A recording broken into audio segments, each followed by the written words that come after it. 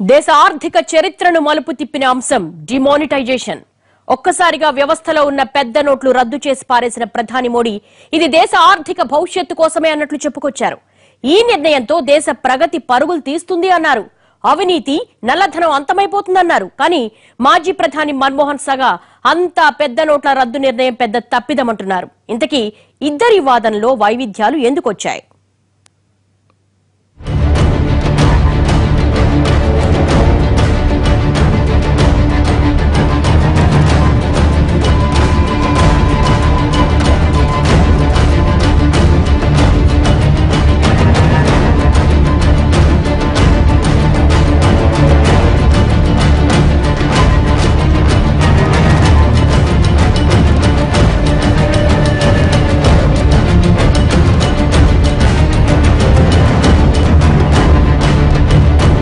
ఆధునిక భారతదేశ చరిత్రలో ఏదైనా కీలక ఘట్టం ఉందంటే అది పెద్ద నోట్ల రద్దు వ్యవహారమే.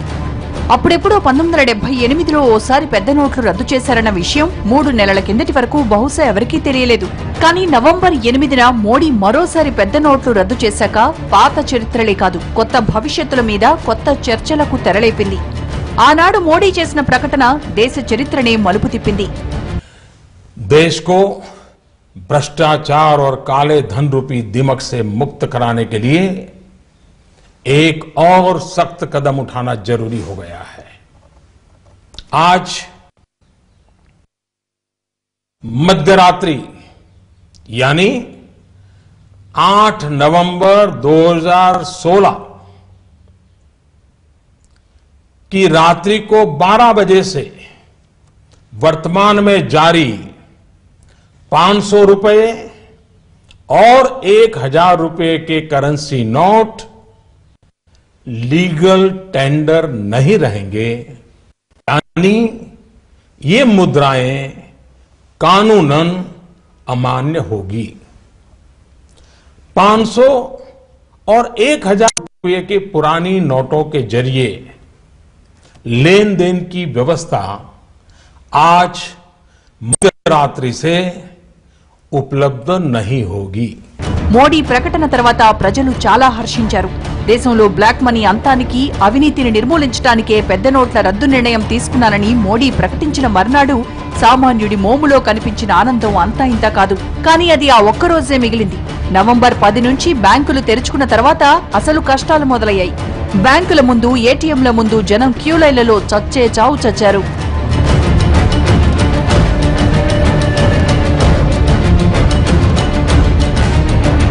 పెద్ద నోట్ల రద్దు ప్రకటన తర్వాత జపాన్ వెళ్లిపోయిన మోడీ తిరిగి రాగానే దానిపై మరోసారి స్పందించారు.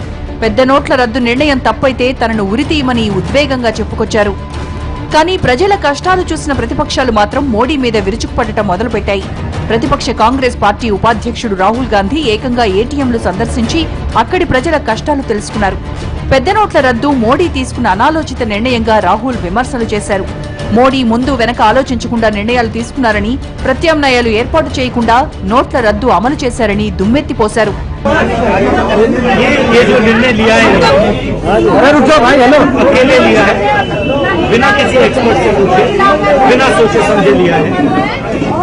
ये 50 दिन में ठीक नहीं होगा, इसका नुकसान हिंदुस्तान को सालों के लिए सहना पड़ेगा। पार्लियामेंट में अगर ये मुझे बोलने दें, जो मुझे बोलने नहीं दे रहे हैं, 1 महीने से मैं कोशिश कर रहा हूँ, अगर वो मुझे बोलने देंगे पार्लियामेंट में, मैं पूरा समझा दूंगा डिमोनेटाइजेशन के पीछे सोच क्या थी, लक्ष्य क्या था और प्लानिंग किस प्रकार से की गई, फायदा किसको मिलना था, नुकसान किसका होना था, पूरा समझा दूंगा।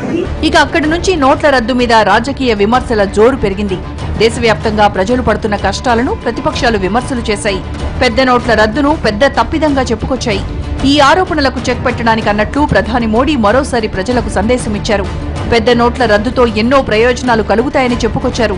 దీర్ఘకాలంలో ఎకానమీకి మేలు జరుగుతుందని, అవినీతి అంతమవుతుందని, కేంద్ర ప్రభుత్వ ఆదాయం పెరిగి పన్నుల భారం తగ్గుతుందని ప్రజల్ని ఊహల పల్లకీలో విహరింపచేశారు. ఇలా పెద్ద నోట్ల రద్దుతో ప్రజలు నానా ఇబ్బందులు పడుతున్నా, దేశవ్యాప్తంగా చిల్లర లేక జనాలు బ్యాంకుల చుట్టూ తిరుగుతున్నా, ఏటీఎంల ముందు పడిగాపులు కాస్తున్నా, కేంద్రం మాత్రం ప్రత్యామ్నాయ ఏర్పాట్లలో దారుణంగా ఫెయిల్ అయిందంటూ ప్రతిపక్షాలు విమర్శలు ఎక్కుపెట్టాయి. అసలు దేశంలో బ్లాక్ మనీ ఉన్నది 10% కన్నా తక్కువగా ఉన్న సంపన్నులేళ్లలోనే. దాన్ని వెలికి తీయడానికి మిగిలిన 90% మంది సామాన్యుల మీద గట్టి దెబ్బే కొట్టారని విమర్శలు చేశాయి. దొంగలెవరో తెలిసినా వాళ్ల జోలికి నేరుగా వెళ్లకుండా ఇలా నోట్లు రద్దు చేసి జనం నోట్లో మట్టి కొట్టారంటూ మోడీ మీద విరుచుకుపడ్డాయి.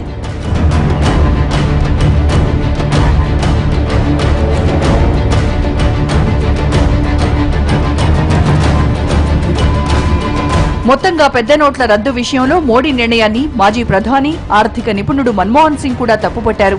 మోడీ అనుసరించిన విధానాలు చట్టపరంగా దేశాన్ని దోచుకోవడం వంటివి అంటూ ఘాటుగా రాజ్యసభలోనే విమర్శలు చేశారు. అసలు ఏ బేసిస్ మీద ప్రధాని పెద్ద నోట్లు రద్దు చేశారని, భారత్ లాంటి ఆర్థిక వ్యవస్థ ఉన్న దేశాల్లో ఇలా హఠాత్తుగా కరెన్సీని రద్దు చేయడం తీవ్రమైన ప్రతికూల ప్రభావం కలిగిస్తుందని విమర్శించారు.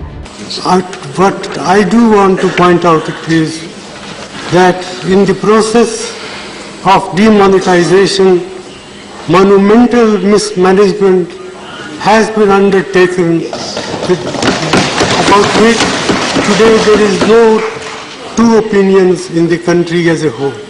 Even those who say that this measure will do harm or will cause distress in the short term, but be in the interest of the country in the long run. Well, I am reminded of what John Keynes said once, in the long run all of us are dead. And therefore it is important to take note of the grievances of the people, the ordinary people who have suffered as a result of this imposition on the country overnight by the Prime Minister. పెద్ద నోట్ల రద్దుతో దేశవ్యాప్తంగా ఏర్పడ్డ సమస్యలు వాస్తవమేనని అంగీకరించిన ప్రధాని మోడీ కొన్ని కఠిన నిర్ణయాలు తీసుకున్నప్పుడు ఇలాంటి ఇబ్బందులు తప్పవని సర్ది చెప్పుకొచ్చారు. దేశ ఆర్థిక వ్యవస్థ బలోపేతానికి ప్రజలు మద్దతివ్వాలంటూనే మొబైల్ బ్యాంకింగ్ సేవల ద్వారా కరెన్సీ ఇబ్బందులు తొలగించుకోవచ్చన్నారు. ఇలా 2 వారాల్లో డిమానిటైజేషన్ మీద ప్రధాని ఇలా కొత్త పల్లవి అందుకోవడం కూడా విమర్శలకు దారితీసింది. డిమానిటైజేషన్ వల్ల దేశవ్యాప్తంగా క్యాష్లెస్ ఎకానమీ అభివృద్ధి చెందుతుందని, దేశం డిజిటల్ దిశగా గొప్ప ముందడుగు వేస్తుందని మరో మాట చెప్పుకొచ్చారు. डेबिट या क्रेडिट कार्ड से पेमेंट हो अथवा इलेक्ट्रॉनिक फंड ट्रांसफर में कोई रुकावट नहीं आएगी. ये कारोबार पहले चलता था वैसा ही चालू रहेगा. इन सारे इंतजाम के बावजूद हमारे ईमानदार देशवासियों को अगर तकलीफ का सामना करना पड़ा तो अनुभव यह बताता है कि इस देश का सामान्य नागरिक देश की भलाई के लिए त्याग करने और कठिनाई सहने के लिए कभी भी पीछे नहीं रहता है. ఇలా గడిచిన 2 నెలలుగా పెద్ద నోట్ల రద్దు అంశంపై దేశవ్యాప్తంగా భిన్నాభిప్రాయాలు వినిపిస్తూనే ఉన్నాయి. ప్రధాని, ప్రభుత్వ నేతలు పెద్ద నోట్ల రద్దుతో దీర్ఘకాలిక ఫలితాలు వస్తాయంటుంటే, ప్రతిపక్ష నేతలు, ఆర్థిక రంగ నిపుణులు మాత్రం భారత్ లాంటి ఆర్థిక వ్యవస్థను ఈ నిర్ణయం బలహీనపరిచిందంటూ ధ్వజమెత్తుతున్నారు. పెద్ద నోట్ల రద్దుతో అవినీతి అంతమైపోయిందా? ఈ రద్దు వల్ల మేలు జరిగిందా, కీడు జరిగిందా? బ్రేక్ తర్వాత చూద్దాం. Welcome back. పెద్ద నోట్ల రద్దుతో దేశవ్యాప్తంగా గడిచిన 60 రోజులుగా చోటు చేసుకున్న పరిణామాలు చూస్తుంటే అసలు నోట్ల రద్దు మేలు చేసిందా, కీడు చేసిందా అన్నది తేలుతుంది. దీర్ఘకాలిక లక్ష్యాల మాట దేవుడెరుగు. కానీ దేశ ఎకానమీ నిలదొక్కుంటున్న తరుణంలో ఒక్కసారిగా పెద్ద నోట్ల రద్దుతో మోడీ పెద్ద భారాన్నే మోపారు అన్నది ఆర్థిక నిపుణుల మాట. ఇదిలా ఉంటే పెద్ద నోట్ల రద్దుతో చిన్న చిన్న ఇబ్బందులు తప్పవు అన్నది కేంద్రం పాడుతున్న పాట. మరి ఇద్దరిలో ఏది సత్యం, ఏది అసత్యం?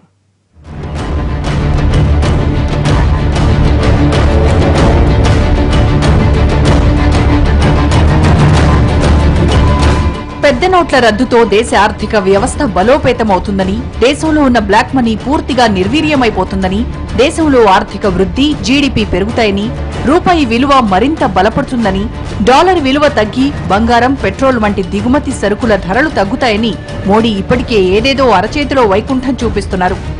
కానీ వాస్తవంగా గడిచిన 2 నెలలుగా దేశవ్యాప్తంగా ఎకానమీ పూర్తిగా స్లోడౌన్ అయిపోయింది. పెద్ద నోట్ల రద్దుతో ఎఫెక్ట్ పడని వ్యాపార రంగమే లేదు. ఆ నష్టం భరించని సామాన్యుడే లేడు. అన్ని రంగాలు, అన్ని వర్గాలు, అన్ని స్థాయిల ప్రజల్ని పెద్ద నోట్ల రద్దు ఇబ్బందులకు గురిచేసింది, చేస్తోంది. పరిస్థితులు చూస్తుంటే ఇకపైనా చేసేలా ఉంది.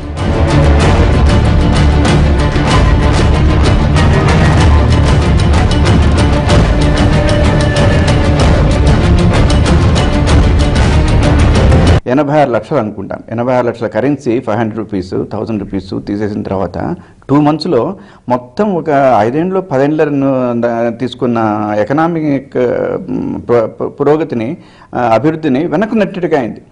ఒక ఫారిన్ ఎకనామిక్స్ దీన్ని ఇలాగ వర్ణించాడు. రైసింగ్ కార్ని పంచర్ చేస్తే ఎలా అయిందో ఈ నోట్ల రద్దు వల్ల భారతీయ ఆర్థిక పరిస్థితి అలా అయిపోయింది అన్నాడు. ఊహించుకోండి మరి ఎందుకు అలా అన్నాడు ఆయన. 2 నెలలుగా దేశ ఆర్థిక వృద్ధి రేటు తగ్గిపోయింది. సిఎస్ఓ దేశ జీడీపీ వృద్ధి రేటు 7.1% ఉండొచ్చని అంచనా వేసింది. అయితే ఇది నవంబర్ 8 వరకు ఉన్న పరిస్థితులను అంచనా వేసింది మాత్రమే. ఒకవేళ డిమానిటైజేషన్ ప్రభావం కూడా పరిగణనలోకి తీసుకుంటే జీడీపీ వృద్ధి రేటు మరింత తగ్గి ఉండేదన్న అభిప్రాయాన్ని వెల్లడించింది. నిజానికి గత ఆర్థిక సంవత్సరం దేశ జీడీపీ వృద్ధి రేటు 7.6%గా ఉంది. కానీ ఈ ఏడాది సాధారణ పరిస్థితుల్లోనే జీడీపీ వృద్ధి తగ్గింది. ఇక డిమానిటైజేషన్ ను కూడా లెక్కలోకి తీసుకుంటే దేశ జీడీపీ మరింతగా పతనమయ్యే ప్రమాదం ఉంది. ప్రణాళిక సంఘం మాజీ అధ్యక్షుడు మాంటెక్ సింగ్ అహ్లూవాలీ అంచనా ప్రకారం దేశ జీడీపీలో 2% తగ్గే ప్రమాదముందని హెచ్చరించారు. దేశ ఆర్థిక వ్యవస్థ స్వరూపాన్ని పట్టించుకోకుండా మోడీ అనాలోచితంగా తీసుకున్న ఈ నిర్ణయం దేశ ఆర్థిక వృద్ధికి మోకాలడ్డిందని విమర్శలు చేశారు. పెద్ద నోట్ల రద్దు ప్రభావం జీడీపీపై తీవ్రంగా ప్రతికూలంగా ఉంటుందని మాజీ ప్రధాని మన్మోహన్ సింగ్ కూడా హెచ్చరించారు. పంజాబ్ ఎన్నికల మేనిఫెస్టో విడుదల చేస్తూ మాట్లాడిన మన్మోహన్ నోట్ల రద్దుతో జీడీపీ 2% కన్నా ఎక్కువే తగ్గుతుందన్న అంచనాలు నిజమయ్యాయన్నారు. మరిన్ని రోజుల పాటు ఇదే పరిస్థితి కొనసాగితే జీడీపీ ఇంతకన్నా మరింత దిగజారే ప్రమాదం ఉందని హెచ్చరించారు. Because of mismanagement of the government in the last 10 years. Earlier also, Punjab was the victim of terrorism and it inflicted great deal of damage on the economy and polity of Punjab. And the challenge before Punjab is to rise all above this din and recognize that the people of Punjab need a better tomorrow. This election manifesto is a forward-looking visionary document which promises the people of Punjab that we will undo the damage that was done to the Punjab economy by the previous government in the last 10 years. It points to a tremendous potential of the state in terms of agriculture, in terms of manufacturing, in terms of services, in terms of infrastructure, in terms of social services. In all these areas, the present setup has not been able to make adequate use of the potential that exists in Punjab. ఒక్క ఆర్థిక నిపుణులే కాదు, ఆర్థిక పరిశోధనా సంస్థలు కూడా ఇదే విషయాన్ని హెచ్చరిస్తున్నాయి. Demonetisation ప్రభావంతో దేశంలో ఆర్థిక వృద్ధి రేటు 2017 ఆర్థిక సంవత్సరంలో 6.7% పడిపోతుందని ఎస్బీఐ రీసెర్చ్ వెల్లడించింది. ఇలా ఒక్క జీడీపీ వృద్ధి రేటే కాదు, ఆర్థిక వ్యవస్థకు వెన్నుదన్నుగా ఉన్న స్టాక్ మార్కెట్లు కూడా కుదేలవుతూ వస్తున్నాయి. మరోపక్క దేశవ్యాప్తంగా గడిచిన 2 నెలలుగా అసంఘటిత రంగంలో 6 లక్షల కోట్ల రూపాయలకు పైగా లావాదేవీలు నిలిచిపోవడమో లేక ఏకంగా రద్దు కావడమో జరిగాయి. అంటే చిరు వ్యాపారులకు బేరాలు తగ్గడమో లేదా పూర్తిగా వెనుదిరగడమో జరిగింది.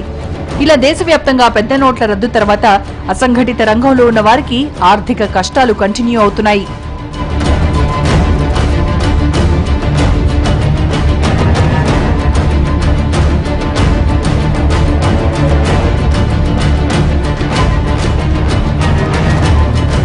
$7.6 నుంచి 7.1కు పడిపోయింది. ఏంటి గ్రోత్ రేటు? అక్టోబర్ డేటా పైన అంటే నవంబర్ 8 నుంచి మనకు నోట్ల రద్దు వచ్చింది, డిసెంబర్ అయింది, జనవరి ఇంకా 10th ఉన్నాము. కాబట్టి నవంబర్ డిసెంబర్ ఫిగర్స్ లేకుండానే 7.6 నుంచి 7.1కు గ్రోత్ రేట్ పడిపోయింది. అంటే తప్పకుండా మన్మోహన్ సింగ్ చెప్పింది కరెక్ట్ అవుతుంది. 2% పడిపోతుంది. ఇంకొక 3 months తర్వాత ఈ ఫిగర్స్ కూడా అప్డేట్ అయితే 8 నవంబర్ డిసెంబర్లో వచ్చిన డేటా కూడా అప్డేట్ అయితే తప్పకుండా అది 7.1 కాదు 6.5 6.8 వరకు కూడా పడిపోతుందేమని చెప్పి నాకు కూడా భయంగా ఉంది. ఒక్క వ్యాపారులకే కాదు ఉద్యోగస్తులకు కూడా పెద్ద నోట్ల రద్దు పెద్ద కష్టాలే తెచ్చిపెట్టింది. దేశవ్యాప్తంగా సూక్ష్మ చిన్న తరహా పరిశ్రమల్లో పెద్ద నోట్ల రద్దు జరిగిన నెల రోజుల వ్యవధిలో 35% మంది ఉద్యోగాలు కోల్పోయారు. ఈ పరిస్థితి ముందు ముందు మరింత తీవ్రంగా ఉండబోతోంది. మార్చి చివరి నాటికి ఈ ఉద్యోగాల్లో కోత అన్నది 60% ఉపాధికి గండికొట్టనుంది. పరిశ్రమల ఆదాయం ఇప్పటికే 50%కి పైగా పడిపోయింది. ఇక ముందు కూడా ఇదే స్థాయిలో పరిశ్రమలు నష్టాల భారం మోయనున్నాయి. ముఖ్యంగా మ్యానుఫ్యాక్చరింగ్ రంగం తీవ్ర స్థాయిలో కుదేలైపోయిందని ఆల్ ఇండియా మ్యానుఫ్యాక్చరర్స్ అసోసియేషన్ తన అధ్యయనంలో వెల్లడించింది. దేశవ్యాప్తంగా 3 లక్షలకు పైగా పరిశ్రమలకు ప్రాతినిధ్యం వహిస్తున్న ఈ అసోసియేషన్ డిమానిటైజేషన్ తర్వాత 3 అధ్యయనాలు చేసింది. అన్నింటిలోనూ డిమానిటైజేషన్ చూపించబోయే ప్రతికూల ప్రభావమే కనిపిస్తూ వచ్చింది. వ్యవస్థలో నగదు చలామణిలో లేకపోవడం వల్ల రియల్ ఎస్టేట్, ఆటోమొబైల్, ఇన్ఫ్రా వంటి పెద్ద రంగాలతో పాటు చిన్న చిన్న రంగాలు కూడా తీవ్రంగా ప్రభావితమయ్యాయి. పెద్ద నోట్లు రద్దు చేసిన కేంద్రం దానికి తగినంత ప్రత్యామ్నాయ ఏర్పాట్లలో ఫెయిల్ అవ్వడం వల్లే ఈ పరిస్థితి తలెత్తిందని ఆల్ ఇండియా మ్యానుఫ్యాక్చరర్స్ అసోసియేషన్ అభిప్రాయపడింది.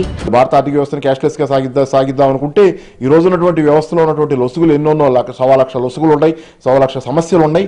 కేవలం అమెరికా వాళ్ళు ఇంకోళ్ళు ఎవరో కోరుకున్నారనో లేకపోతే పేటీఎం లాంటి సంస్థకు లాభదాయకమనో మాస్టర్ వీసా కార్డులకు లాభదాయకమనో ఆలోచించేసేటట్లయితే దీనివల్ల ఇది భారతదేశానికే కాదు, కేవలం భారతదేశంలో ఆర్థిక వ్యవస్థలోనే క్యాష్లెస్ సాధ్యం కాకపోవడం కాదు. మన వెనిజులా దేశంలో పెద్ద నోటును రద్దు చేశారు, అతి పెద్ద నోటును రద్దు చేశారు, కరెన్సీ నోటుని. దాని స్థానంలో ఒకరోజు మొత్తం క్రెడిట్ కార్డు సిస్టమ్ అంతా హ్యాక్ అయిపోయి కొలాప్స్ అయిపోతే ఆ దేశ ప్రజలు కొనుగోలు చేయడం కష్టమే, ఇబ్బంది పడ్డారు. ఆ నేపథ్యంలోనే వెనిజులా డిప్లొమాట్ భారతదేశంలో కూడా చెప్పింది ఏంటంటే భారతదేశానికి కూడా క్యాష్లెస్ ఎకానమీ ప్రయోగం ప్రమాదకరం, ఎందుకంటే అది హ్యాకర్ల చేతిలో పడి ఆ ఆర్థిక వ్యవస్థ కుప్పకూలిపోయే ప్రమాదం ఉంది. ఎలక్ట్రానిక్ ట్రాన్స్ఫర్లు కనుక మొదలయ్యేటట్లయితే డిజిటల్ ట్రాన్స్ఫర్లు అని చెప్పారు. కాబట్టి ఏంటి భారతదేశ ఆర్థిక వ్యవస్థకే కాదు, వాస్తవానికి ప్రపంచంలో ఆర్థిక వ్యవస్థకి మంచిది కాదు.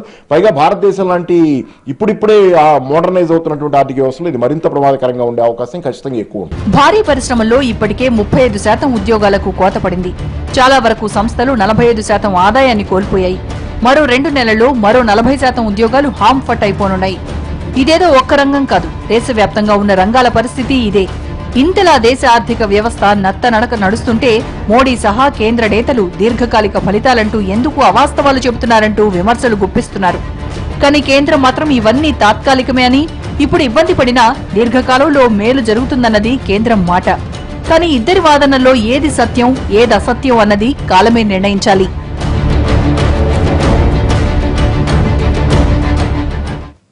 క్యాష్లెస్ ఎకానమీ మన దేశంలో సాధ్యమవుతుందా? అసలు మన దేశ ఆర్థిక ముఖచిత్రం ఎలా మారబోతోంది? బ్రేక్ త్రూ ఎకానమీ అంటూ మోడీ అండ్ కో ఊదరగొట్టేస్తుంటే అసలు ఆర్థిక వ్యవస్థ మూలాల్ని నిర్వీర్యం చేస్తున్నారంటూ మన్మోహన్ అండ్ కో మాటల దాడులు చేస్తోంది. ఇంతకీ ఇద్దరి మాటల్లో ఏది సత్యం ఏది అసత్యం? మోడీ చెప్తున్నట్లు మన దేశంలో క్యాష్లెస్ ఎకానమీ సాధ్యమేనా, లేక మన్మోహన్ చెప్తున్నట్లు మన దేశ ఆర్థిక వ్యవస్థకు ఆ విధానమే మేలు కాదా? వాస్తవం ఏంటి? దేశ ఆర్థిక ముఖ చిత్రం ఎలా మారబోతోంది?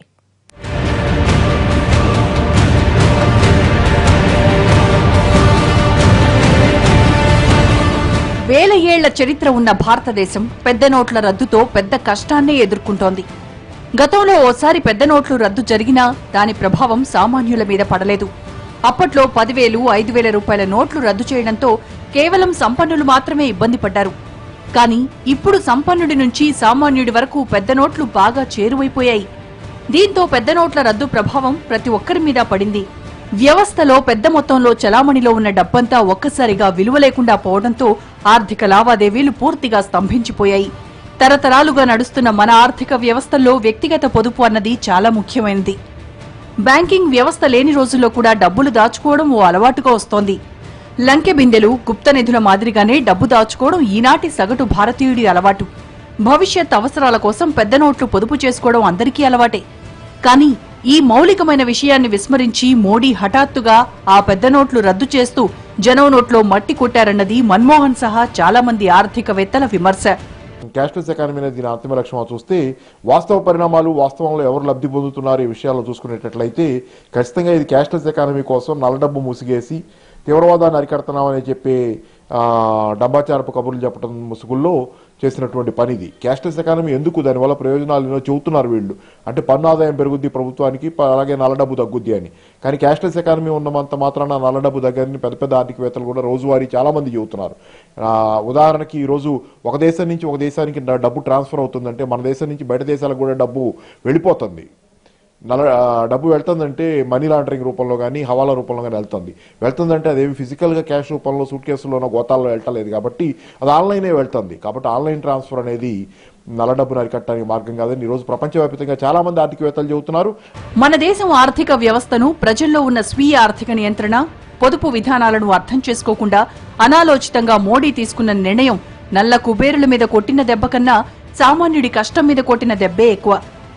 ఇలా మొత్తంగా ప్రజల దగ్గర డబ్బు వృధా అయిపోతుండటంతో దిగువ ఎగువ మధ్యతరగతి ప్రజల కొనుగోలు శక్తి దారుణంగా పడిపోతోంది.